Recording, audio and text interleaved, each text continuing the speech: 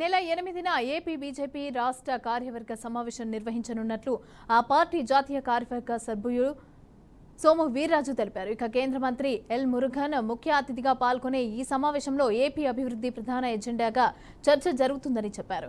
ఏపీలోని అన్ని మండలాల అధ్యక్షులు ఆపై స్థాయి వారికి కూడా ఆ సమావేశాలకు ఆహ్వానిస్తున్నట్లుగా ఆయన వెల్లడించారు. ఇక గతంలోనే పోలవరం నిర్మాణానికి బీజేపీ ప్రభుత్వం 15,000 కోట్లు ఇచ్చిందని సోము వీర్రాజు దాని నిర్మాణం పూర్తి చేసేందుకు సిద్ధంగా ఉన్నట్లుగా తెలిపారు. పార్టీలో ఉన్నటువంటి ముఖ్యమైన పెద్దలందరినీ కూడా ఈ సమావేశంలో ఆహ్వానించడం జరుగుతుంది. ప్రధానంగా రాష్ట్ర కార్యవర్గ సమావేశంలో ఎజెండా ఉంటుంది. ప్రధానమైనటువంటి ఎజెండా ఈ రాష్ట్ర అభివృద్ధి, ఆంధ్ర రాష్ట్ర అభివృద్ధి.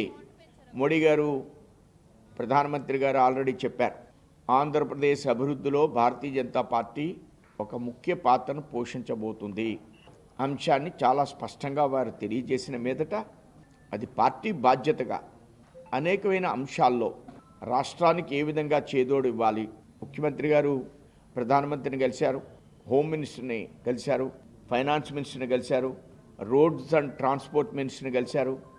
ఏ విధంగా ఉండబోతుంది, ఎలా ముందుకు వెళ్ళాలి, ప్రజల కోరికకు అనుగుణంగా బాధ్యతాయుతమైనటువంటి మిత్రపక్షంగా, రెస్పాన్సిబిలిటీ అంటే చిన్న పక్షమే అయినప్పటికి కూడా సరైనటువంటి పునాదులు వేయవలసిన బాధ్యత భారతీయ జనతా పార్టీ.